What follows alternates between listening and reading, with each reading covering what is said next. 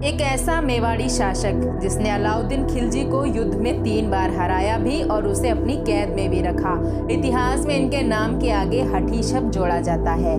जी हाँ दोस्तों, हम बात कर रहे हैं मेवाड़ी शासक राव हमीरदेव चौहान की, जो इतने हठी थे कि वो जो एक बार ठान लेते थे उस पर दोबारा कभी विचार नहीं करते थे। आइए जानते हैं उस मेवाड़ी शासक के बारे में जिसने शरणागत की रक्षा के लिए अलाउद्दीन खिलजी से युद्ध किया, लेकिन शरणागत की रक्षा करने का अपना हट कभी नहीं छोड़ा।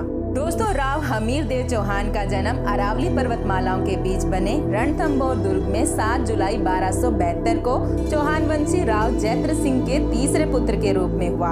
राव हमीरदेव की वीरता से प्रभावित होकर राजा जैत्र सिंह ने अपने जीवन काल में ही 16 दिसंबर 1282 को उनका राज्याभिषेक कर दिया। जब हमीरदेव शासक बने तब रणथंभौर के इतिहास का एक नया ही अध्याय प्रारंभ हुआ, क्योंकि हमीरदेव चौहान रणथंभौर के चौहान वंश के सर्वाधिक शक्तिशाली और महत्वपूर्ण शासक थे।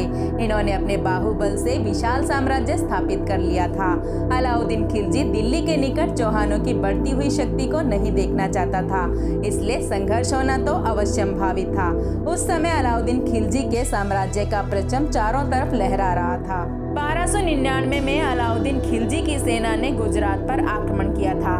वहां से लूट का बहुत सा धन दिल्ली ले जा रहे थे और रास्ते में लूट के धन को लेकर सेना नायकों ने विद्रोह कर दिया और विद्रोही सेना नायक मीर मोहम्मद शाह और कामरू राव हमीरदेव की शरण में रणथंभौर चले गए। सुल्तान अलाउद्दीन खिलजी ने इन विद्रोहियों को सौंपने की मांग राव हमीरदेव से की और राव हमीरदेव ने उनकी मांग को ठुकरा दिया। शरणागत की रक्षा करने के अपने क्षत्रिय धर्म के सिद्धांतों का पालन करते हुए राव हमीरदेव ने शरण में आए हुए सेना नायकों को नहीं लौटाया। इस पर अलाउद्दीन खिलजी क्रोधित होकर रणथंभौर पर युद्ध के लिए तैयार हो गया।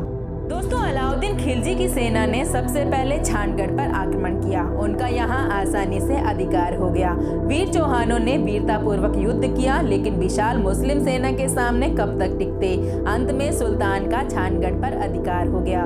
उसके बाद मुस्लिम सेना रणथंभौर की ओर आगे बढ़ने लगी। तुर्की सेना नायकों ने हमीरदेव के पास सूचना भिजवाई कि तुम हमारे विद्रोहियों को हमें सौंप दो तो हम हमारी सेना लेकर वापस लौट जाएंगे, लेकिन हमीरदेव अपने वचनों पर अडिग थे। उन्होंने शरणागतों को सौंपने से स्पष्ट मना कर दिया। दोस्तों, इसी बात पर तुर्की सेना ने रणथंभौर पर घेरा डाल दिया।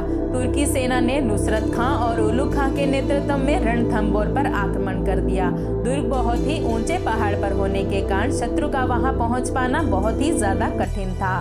मुस्लिम सेना ने घेरा कड़ा करते हुए आक्रमण किया, लेकिन दुर्ग रक्षक उन पर पत्थरों बाणों की बौछार करते, जिससे उनकी सेना का काफी नुकसान होता था। मुस्लिम सेना का इस तरह घेरा बहुत ही दिनों तक चलता रहा, लेकिन उनका रणथंभौर पर अधिकार नहीं हो सका।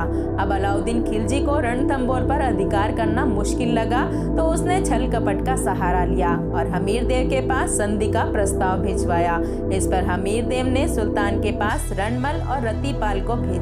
अलाउद्दीन खिलजी ने उनको लालच देकर अपनी तरफ करने का प्रयास किया और उसमें वो सफल भी हुआ, यानी वो लोग सुल्तान की ओर हो गए।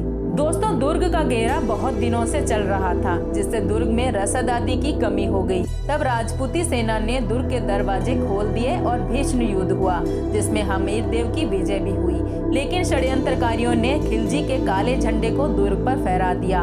उस झंडे को देखकर रानियों को ऐसा लगा कि राजा की हार हो गई है। उन्होंने उस झंडे को देखकर जोहर कर अपने आप को अग्नि को समर्पित कर दिया। जब राजा हमीरदेव को इस षड्यंत्र का पता चला तो उन्होंने उन तीनों दूतों का पीछा किया और किले के बाहर एक दूत का सर धड़ से अलग कर दिया।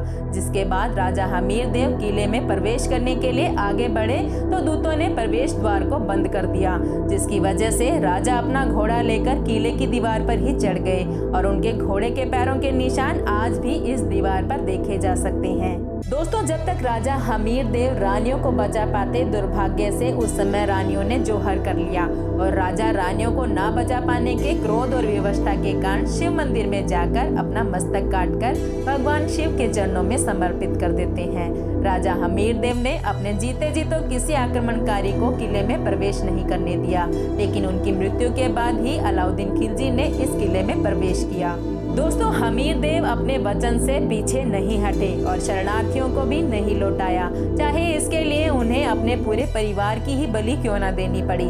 इसलिए कहा गया है, सिंह सुवन सतपुरुष वचन कदली फले न एक बार, तिरिया तेल हमीर हट चढ़े न दूजी बार। यानी सिंहनी एक बार संतान को जन्म देती है। सतपुरुष लोग बात को एक ही बार कहते हैं। केले पर एक ही बार फल लगते हैं और तिरिया यानी कि औरत की शादी के वक्त एक ही बार तेल चढ़ाने की रस्म होती है। उसी प्रकार हमीर भी किसी काम को दोबारा दोहराने की बजाय एक ही बार में पूरा करना महत्वपूर्ण समझते थे। तो दोस्तों, आज के लिए बस इतना ही। ये थी शरणागत की रक्षा करने के लिए अपने परिवार और स्वयं का बलिदान करने वाले वीर हमीर देव चौहान की गाथा। आपको ये वीडियो कैसी लगी कमेंट करके जरूर बताइएगा और अगर वीडियो पसंद आई हो तो इसे लाइक और शेयर करना मत भूलना और मेरे चैनल को सब्सक्राइब करें और पास ही के बेल आइकन को प्रेस करना ना भूलें ताकि मेरी आने वाली वीडियो की नोटिफिकेशन आपके पास सबसे पहले पहुंचे।